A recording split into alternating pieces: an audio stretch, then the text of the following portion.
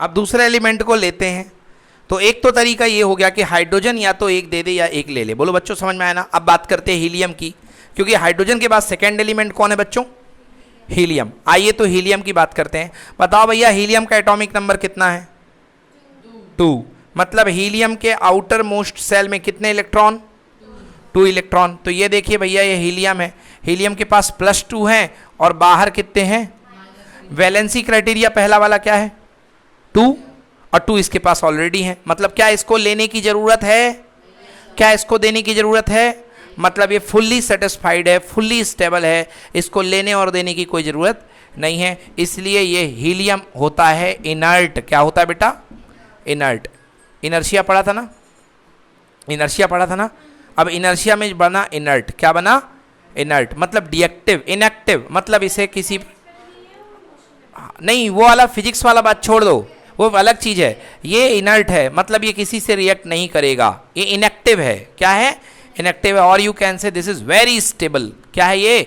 बहुत स्टेबल। यही कारण है कि इसकी वजह से जो हमारे आर्क बल्ब होते हैं, बिजली वाले बल्ब होते हैं, उसके अंदर हीलियम गैस भरी जाती है, क्योंकि ये किसी से रिएक्ट नहीं करती है। केमिकली ये गैस डिएक्टिव होती है, अनएक्टिव होती है, सोती रहती है, इसे कोई जगा नहीं सकता, इसे रिएक्ट करना ही नहीं है, इसलिए ये गैस भरी जाती है। आइए तो समझ में आ गया ना। तो बेटा बोलो मेरे हीलियम की वैलेंसी कितनी होगी? हट गधे, एटॉमिक नंबर 2 है, वैलेंसी कितनी है? 0। ना लेना है और ना देना है, तो वैलेंसी कितनी हुई? 0। चलो अगला एलिमेंट बोलो कौन सा है? अगला एलिमेंट है लिथियम। अगला एलिमेंट क्या है? लिथियम। सर ने वैलेंसी क्राइटेरिया ही मिटा दिया। 2, 8, 8, 18, 18, 32। क्या बोलते हैं इन नंबर को? Magic number. क्या बोलते हैं? Magic number. अगला नंबर देखिए लिथियम। क्या है बेटा? लिथियम। नाम है 3Li। 3 नंबर होते नहीं होते हैं? बोलो सेंटर में कितने प्लस? 3 प्लस। और कितने माइनस? 3 माइनस। पहले में कितने आते हैं? 2। पहले में कितने आते हैं? 2। अब तीसरा वाला अगले में जाएगा कि नहीं जाएगा? तीसरा वाला अगले में जाएगा कि नहीं जाएगा? हाँ, तो तीसरे वाले में 1 इलेक्ट्रॉन। कितने इलेक्ट्रॉन? 1 इलेक्ट्रॉन। देखो फिलिंग क्राइटेरिया क्या है? 2 वाला तो हो चुका है, बोलो हाँ। अब किसकी बारी है? 8 की। मतलब सेकेंड वाले में कितने होने चाहिए? 8। सेकेंड वाले में कितने होने चाहिए?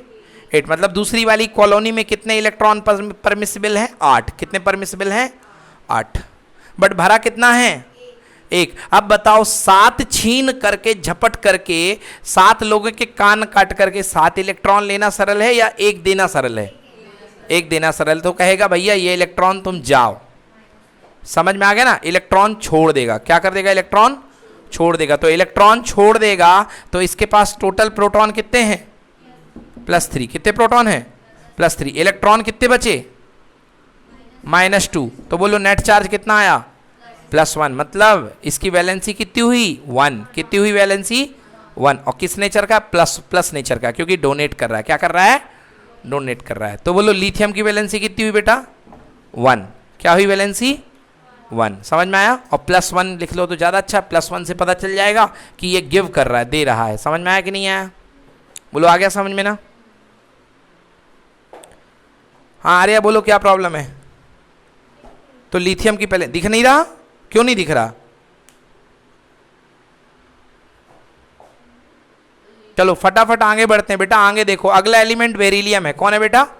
बेरिलियम। बेरिलियम का एटॉमिक नंबर कितना है बेटा? 4। कितना है? 4। आ जाओ स्ट्रक्चर बनाते हैं भैया, स्ट्रक्चर बनाते हैं। आइए तो देखिए भैया बेरिलियम का स्ट्रक्चर है 4, तो मतलब इसके सेंटर में कितने प्रोटॉन? 4। 4 प्लस हैं। कितने प्लस हैं? 4 पापा। 4 पॉजिटिव। 4 पापा के लिए कितनी मम्मियाँ? 4 यानी इलेक्ट्रॉन्स। तो पहले फैमिली में, पहली कॉलोनी में कितने हो गए भैया? 2 इलेक्ट्रॉन। बोलो हाँ है ना? 2 हो गए। और यहाँ पर कितनी हो गए? 2 हो गए कि नहीं हो गए? बोलो हाँ या ना?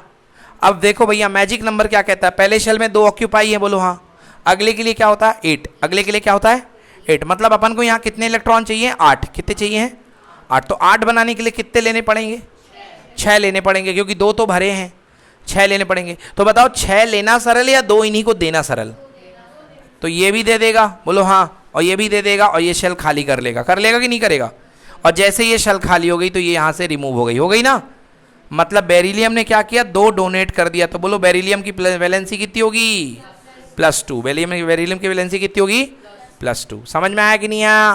तो लिथियम की +2, बेरिलियम की हो गई, लिथियम की +1, बेरिलियम की +2।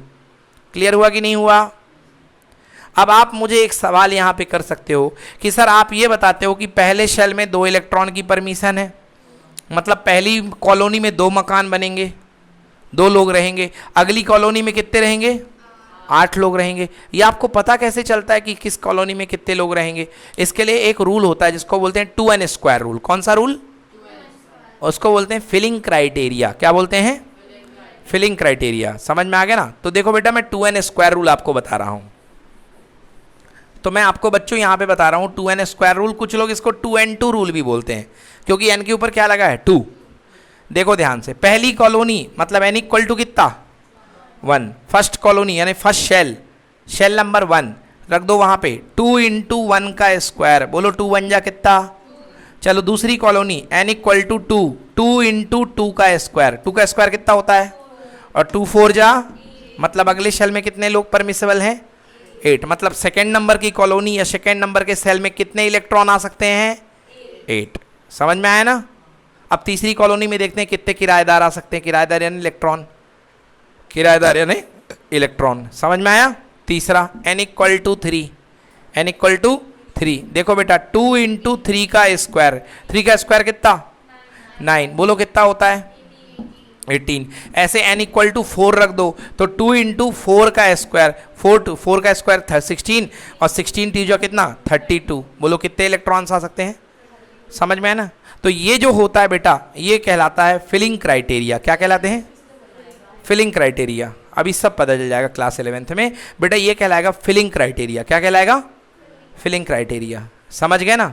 2 साइंटिस्ट आएंगे शुभ तुम्हारी जानकारी के लिए। एक साइंटिस्ट का नाम है पाउली। क्या नाम है बेटा, पाउली। क्या नाम है?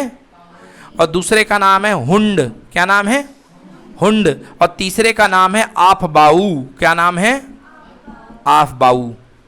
ये तीनों की मेहनत है। ये जितना भी आप देख रहे हो ना, ये तीनों की मेहनत है। तो जब आप क्लास 11th में आओगे तो आप पाउली का भी प्रिंसिपल पढ़ोगे, आप हुंड का भी प्रिंसिपल पढ़ोगे, और आप आफबाऊ का भी प्रिंसिपल पढ़ोगे।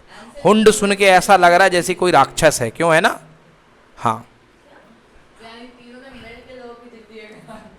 चलो आ गया समझ में ना ये? तो भैया अब आगे बढ़ते हैं। हम आ गए थे कहाँ तक, हम आ गए थे